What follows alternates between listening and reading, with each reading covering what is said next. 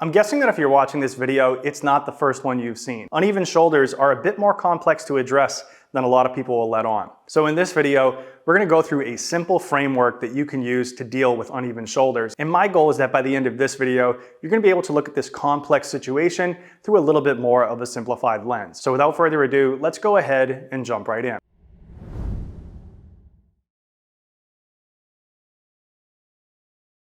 So first of all, why do we even want to address this? If you've paid any attention to people kind of out there in the wild, you're going to notice a lot of uneven shoulders. And so if it's that common, should we really care all that much? Now listen, a lot of people have uneven shoulders and most of those people aren't going to have pain. So we can't say that uneven shoulders cause pain. What we can say is that in some cases of uneven shoulders, there are going to be underlying movement limitations. And these movement limitations can put more stress on specific tissues over time. And if it's true that you lack movement on one side compared to the other, we can then see an association between pain and these uneven shoulders as the body fails to achieve these opposing positions over time. Now, aside from this pain concern, there's an aesthetic concern. Symmetrical shoulders are going to look a little bit better, and symmetry overall is a good marker of health. So if you want to appear healthy, that's a good reason. This is going to be especially true for you lovely singles out there. So last but not least, from a movement perspective, being able to maintain symmetry is a good thing. If you're even and you're in a neutral posture, then you probably have an efficient strategy for balance and force production. We're gonna have enhanced stability and less energy cost per unit of activity. All right, so we got a little bit ahead of ourselves here, and I've got my buddy Mr. Phibbs to help us define uneven shoulders. Uneven shoulders are gonna be when you have this obvious difference in the shoulder height on one side compared to the other. But in some ways, this term uneven shoulders is actually a misnomer because the reality is that the shoulders are actually just resting on the rib cage. So the position of the shoulder reflects the position or shape of the rib cage below it. If we've got an uneven shoulder, then we have an uneven or misshapen rib cage. So for example, let's say we have this rib cage that goes lower on the right, this shoulder is just gonna follow it. And if one side of the rib cage has a bit more of a compressed shape to it, then that shoulder will also tend to follow that as well and rest a little bit lower. So now that you understand that an uneven shoulder is really just an uneven rib cage, let's talk about how to start addressing this. To address uneven shoulders, we need to take into consideration three main factors. The first is going to be, like we said a second ago, the position of the rib cage and then the relative position of the neck. The second is going to be the actual shape of the rib cage, whether it's compressed or expanded. And then finally, the last is going to be the movement of the shoulder itself. If we can restore the position, shape, and movement, then we can actually get changes that stick. Now, we're going to talk about more how to integrate these at the end of this video into a program.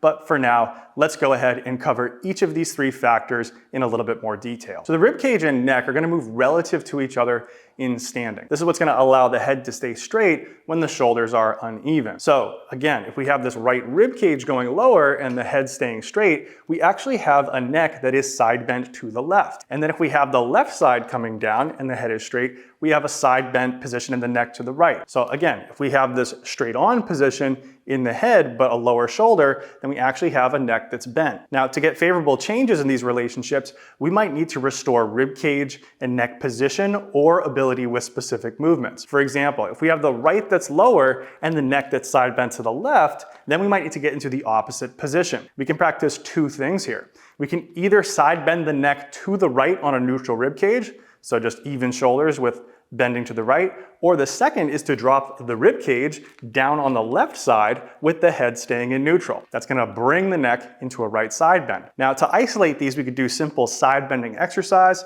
like the one you see here, or we can practice shifting the rib cage down using something like a modified side plank. If you're getting value from this video so far, consider liking this video, leaving me a question down below in the comment, or sharing this with someone that you think it could help. All these things help the algorithm to help me help more people. Now, one of the issues that makes uneven shoulders complex is the actual dynamic nature of the rib cage, right? The rib cage seems like this very solid structure, but it's actually very mobile. And that's good because it changes shape as we breathe, but it's also prone to changing shape for other reasons, such as positional tendencies. So again, if we have a right rib cage that's more compressed, then we could experience that right shoulder as going along for the ride and being lower. This could be the case even if the neck and rib cage are in a fairly neutral position. In this case, we need to make sure we can get equal compression and expansion within the ribs on both sides And that's something you can explore in a little bit more detail with breathwork. Now, if you're brand new to breathwork and you want to get a little bit of exposure there, you can take my Breathwork Breakthrough 7-day challenge. The link is down below in the description. Now, if we've got a neutral neck and a rib cage, but a shoulder that's lower, then we don't have a positional issue, but a shape issue. And to improve this shape, we need to direct air into the region that is compressed. So we can make this easier by compressing the rest of the rib cage to facilitate that expansion, but we're going to have to be able to move that compressed area into a little bit more of an expanded position. So if we've got a neutral neck and rib cage position, but we still have a shoulder that's lower, then we likely have a shape issue. And to improve this shape, in this case, with the upper right rib cage being compressed, we need to expand this up and restore that shape. Now we can make this easier by compressing the rest of the rib cage, which in this case would be the lower rib cage on both sides, as well as the entire left rib cage. Now, if we're gonna design an exercise around this, we want something that's gonna allow us to open up this right side while then compressing those areas that we just mentioned. Now, a good way to do this could be this exercise here, like a single arm pullover. We could inhale on the way back, raising the right arm and getting this area to expand, and then exhale and compress this left side as well as the lower rib cage overall. All right, so once we have the shape of the rib cage, we need to actually address the movement at the shoulder girdle. It's really hard to get changes that stick if we've got chronically altered shoulder movement. Along the way, if you're going on functioning with uneven shoulders, the actual movement of the shoulders changes. Now, once we have a more favorable position and shape, we need to then retrain the ability of the arm to move on this more neutral system. Now, in a broad sense, we really only have two strategies of the shoulder girdle relative to the rib cage. We can either compress in towards it or we can expand away from it.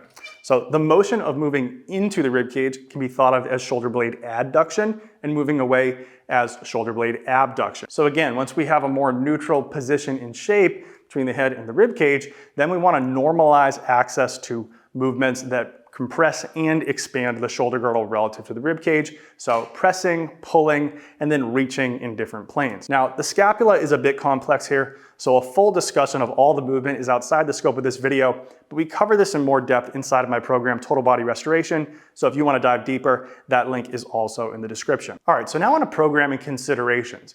We need to understand that uneven shoulders isn't just something that happens in daily posture and in no other context. It actually happens as well in the gym and our other more athletic movements. So the good news here is that we can integrate our new awareness of this position and shape into our normal movements in the gym and in other training. Now, it takes a little bit of awareness building, and then in the actual training process, you need to gather some feedback over time and improve. So a common approach that I've taken is to work on building the awareness with isolated drills and with getting some video feedback in your lifting. And then you also want to keep an eye on when these strategies occur. So asymmetry is going to tend to increase when fatigue or force production demands exceed a certain threshold.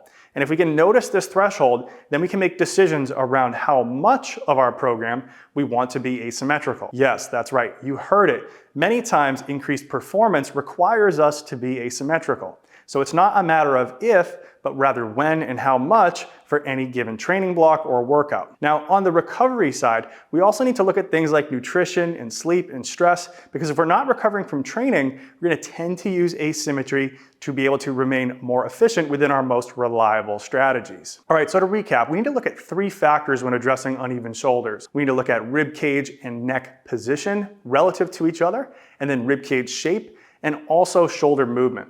If we can get that more neutral position and a uniform shape and then superimpose good movement of the shoulder on top of this, then we can get changes that actually stick. Now, if you'd like to learn more about assessing and progressing your own program, go ahead and join the waitlist for Total Body Restoration. That link is down below in the description, and I hope to see you there. All right, that does it for this video. As always, thanks a lot for watching, and until next time, peace.